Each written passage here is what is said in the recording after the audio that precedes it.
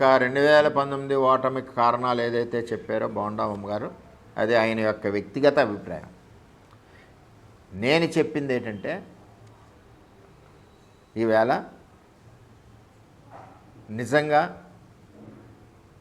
నిస్వార్థంగా ఇచ్చిన మాట ప్రకారం కాపుల కోసం పనిచేసిన వ్యక్తి చంద్రబాబు నాయుడు గారు. కాపు రిజర్వేషన్లో అవునండి, ఈడబ్ల్యూఎస్లోంచి కాపు కార్పొరేషన్ అవునండి, విదేశీ విద్య అవునండి, స్వయం ఉపాధి అవునండి, కాపు భవనాల నిర్మాణం అవునండి, ఇన్ని ఉన్నాయి. ఒకటి మీరు చెప్పుకోగలరా జగన్మోహన్ రెడ్డి గారు? లేదు. అల్టిమేట్గా ఏంటంటే, పద్మనాభం గారు స్వర్గస్థులయ్యారు. ఆయన గురించి ఎవరో కూడా తప్పుగా మాట్లాడకూడదు. ఆయన ఆ కమ్యూనిటీ గురించి పోరాడిన మాట వాస్తవం, అందులో తేడా లేదు. ఏదైనా ఆ కమ్యూనిటీకి చేసిన వ్యక్తి చంద్రబాబు నాయుడు గారు, ఇది వాస్తవం, ఇందులో తేడా లేదు.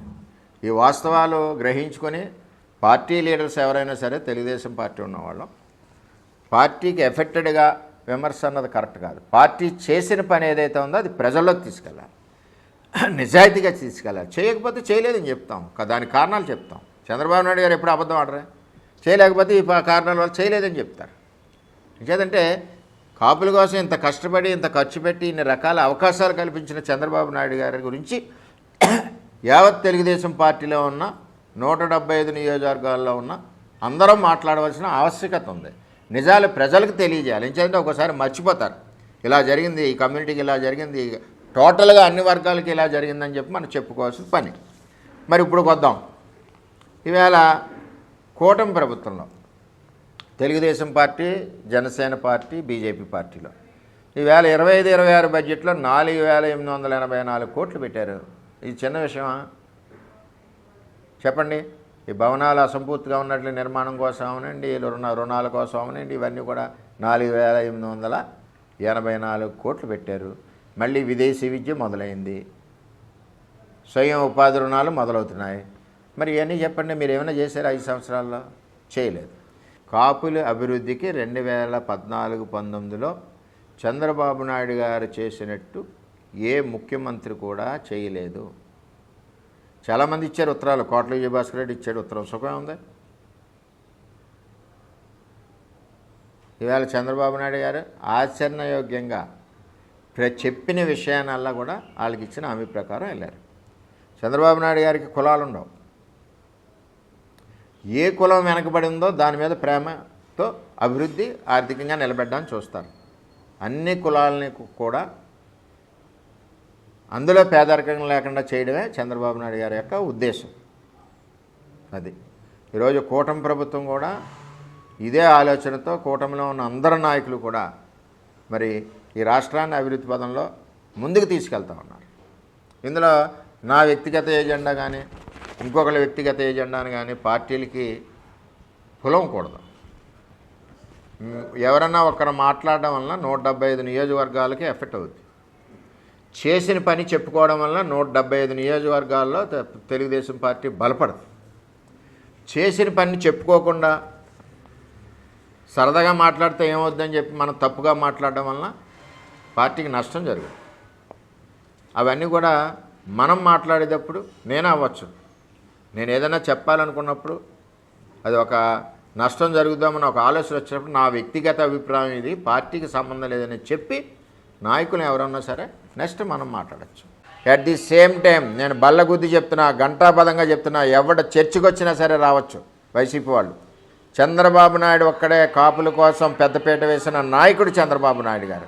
అటు రిజర్వేషన్లో కానీ, ఇటు కాపు కార్పొరేషన్ నిధుల్లో కానీ, విదేశీ విద్య ఇవ్వడంలో కానీ, అలాగే స్వయం ఉపాధి యూనిట్స్ ఇవ్వడంలో కానీ, కాపు భవనాల నిర్మాణంలో కానీ, ఎన్ని రకాలుగా చంద్రబాబు నాయుడు గారు మరి కాపులకి అండగా నిలబడ్డ నాయకుడు చంద్రబాబు నాయుడు. అదే బీజం వేసిన నాయకుడు చంద్రబాబు నాయుడు గారు ఎక్కడ వేశారు? కాపులకి మొదటి వాగ్దానం ఎక్కడ ఇచ్చారంటే అది పిఠాపురం నడిబొడ్డున ఇవ్వడం జరిగింది. చంద్రబాబు నాయుడు గారు బస్సు యాత్రకు వచ్చినప్పుడు ఎలక్షన్ ముందు ఇచ్చిన ప్రతిదీ కూడా తూచా తప్పకుండా ముందుగా డెవలప్ చేసుకుంటూ వెళ్ళారు. ఈవేళ కాపులకి నిజమైన నాయకుడు, నిజంగా 14-19లో న్యాయం చేసిన నాయకుడు ఎవరంటే అది చంద్రబాబు నాయుడు గారు. ఈవేళ కూటమి కూడా అదే పరిస్థితుల్లో పనిచేస్తుంది, అదే పద్ధతిలో పనిచేస్తుంది. 5 సంవత్సరాలు మీరు కాపులకు కావాల్సిన సంక్షేమాన్ని మొత్తం అంతా వదిలేశారు. విదేశీ విద్యార్థులు ఎంతమంది ఉన్నారు? 1200 మంది ఆన్లైన్లో ఉన్నారు, కొట్టాతలు పడండి అన్నారు జగన్ గారు, 1200 మంది కొట్టేశారు.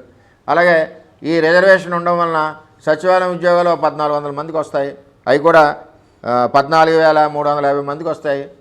ఆ రిజర్వేషన్ కూడా కొట్టాతలు పడేమన్నారు. ఇవన్నీ కార్యక్రమాలు కూడా మరి చంద్రబాబు నాయుడు గారు ఏదైతే చేశారో ఆ చేసినది మళ్ళీ ఇక్కడ ప్రజల్లో కనపడకూడదన్న దాంతో చేశారు. చంద్రబాబు నాయుడు గారు 400 కోట్లతో మరి యూనిట్స్ ఇచ్చారు, స్వయం ఉపాధి యూనిట్స్, మీరు ఒకటి కూడా ఇవ్వలేదు. మరి ఇదేమనాలి? అలాగే దగ్గర 40,000 మంది సుమారు కాపు కార్పొరేషన్ సంబంధించి లోన్స్కి లైన్లో ఉంటే వాళ్ళని కూడా తీసేతలు పడేశారు. ఏది ఇచ్చినా సరే మీరు ఆఖరికి పెన్షన్ ఇచ్చినా సరే కాపు కార్పొరేషన్లో చూపించి మేము చేస్తున్నామని చెప్పుకున్నారు తప్పితే, అన్నిటికంటే ముఖ్యంగా జగ్గంపేట మీటింగ్లో నేనేమీ చేయలేనని కూడా మీరు ఒప్పుకున్నారు. దీన్ని బట్టి 2019 ఓటమికి దీనికి ఏ విధమైన సంబంధం లేదు. దానికి ప్రత్యేక కారణాలు ఉన్నాయి. అమలు కాని హామీలని టెంప్ట్ అయ్యేలాగా ప్రజలకు చెప్పడం, పాదయాత్రలో ఊరికొక హామీ ఇవ్వడం, ఊరికో బడ్జెట్, అలాగే ఒక్కసారి ఛాన్స్ ఇవ్వండి రిక్వెస్ట్ చేసిన విధానం, ఇవన్నీ కూడా ఆయనకి కలిసి వచ్చినాయి. అంతే తప్పితే ప్రత్యేకంగా 2019 ఓటమికి బోండా ఉమ్మగారు చెప్పిన దానికి ఏ విధమైన సంబంధం లేదు. అది వ్యక్తిగత అభిప్రాయం బోండా ఉమ్మగారిదని మేము తెలియజేస్తూ ఉన్నాం.